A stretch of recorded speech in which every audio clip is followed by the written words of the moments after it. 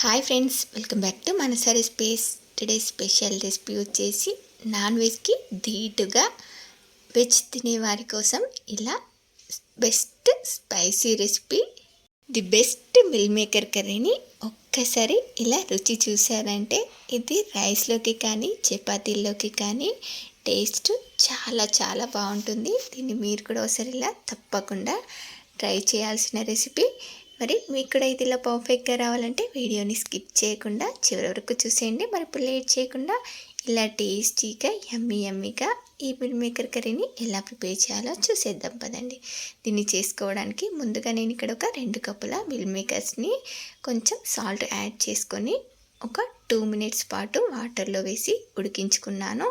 ఇలా ఒక 2 మినిట్స్ తర్వాత చూడండి, ఇలా సాఫ్ట్గా అయిన తర్వాత కూల్ వాటర్ని యాడ్ చేసుకొని వీటిలో నుండి వాటర్ మొత్తం ఇలా చేతితో పిండుకుంటూ ఇలా వేరే బౌల్లోకి తీసి పక్కన పెట్టేయండి. నెక్స్ట్ ఇలా ఒక ప్యాన్లోకి ఒక టేబుల్ స్పూన్ వరకు ఆయిల్ వేసుకొని మనం వాటర్ పిండేసి పెట్టుకున్న ఈ మిల్ మేకర్స్ని వేసుకొని బాగా ఫ్రై చేసుకోవాలి.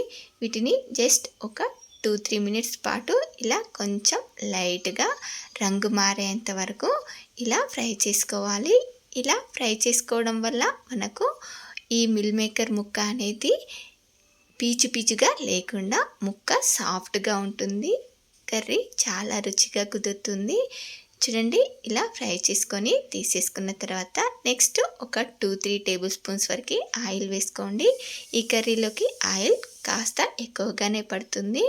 ఇప్పుడు దీనిలోకి మీకు నచ్చిన లవంగా, చెక్క, మసాలాలు వేసుకొని ఒక 4 ఆనియన్స్ని వేసుకొని వీటిని బాగా ఫ్రై చేసుకోవాలి. ఇవి ఫ్రై చేసుకునే లోపు ఈ మిల్ మేకర్లోనికి మసాలాని పట్టించుకుందాం. చూడండి, ఫ్రెష్గా దంచిన అల్లం వెల్లుల్లి పేస్ట్, మీకు టేస్ట్కి సరిపడా కారము, అలాగే చికెన్ మసాలాని యాడ్ చేసుకొని ఒక 1/2 కప్పు పెరుగుని యాడ్ చేసుకున్నాను. మీరు చికెన్ మసాలాకు బదులుగా కావాలంటే ధనియా పౌడర్, గరం మసాలా యాడ్ చేసుకున్నా సరిపోతుంది. చూడండి, దీనికంతా బాగా పట్టించిన తర్వాత మనకు మరో పక్కన ఆనియన్స్ కూడా బాగా ఫ్రై అయిపోయాయి. ఇప్పుడు దీనిలోకి ఫ్రెష్గా దంచిన అల్లం వెల్లుల్లి పేస్ట్, అలాగే ఒక 4 పచ్చిమిర్చిని యాడ్ చేసుకొని కొంచెం ఫ్రై చేసుకున్న తర్వాత పసుపు కూడా వేసుకొని ఫ్రై చేసుకోవాలి.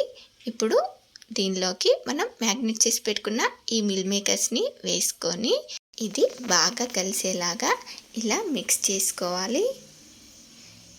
చూడండి, దీన్నంతా కూడా ఇలా కలిసేలాగా మిక్స్ చేసుకున్న తర్వాత నెక్స్ట్ ఇప్పుడు దీనిపై మూత పెట్టి ఒక 5 మినిట్స్ పాటు ఇలా ఉడికించుకోవాలి.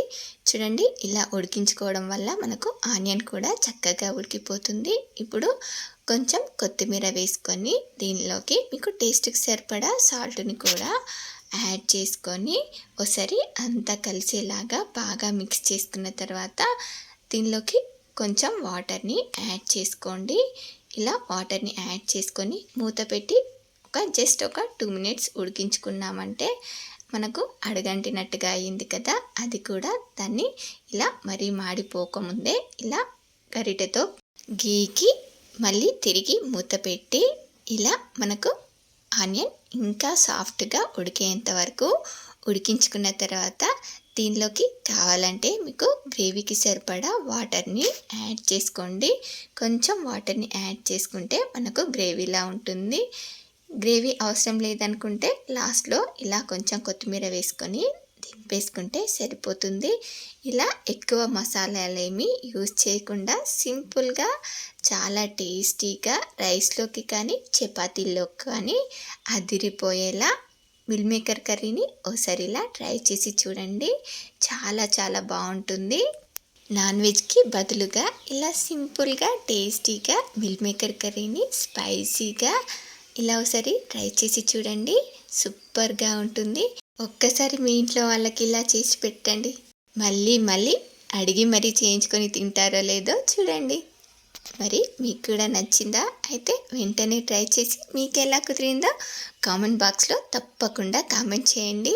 దీన్ని ఇలాంటి టేస్టీ రెసిపీస్ కోసం మానసా రెసిపీస్ ఛానల్ని సబ్స్క్రైబ్ చేసి దాని పక్కనే ఉన్న బెల్ సింబల్ని క్లిక్ చేయండి. Thank you for watching my video.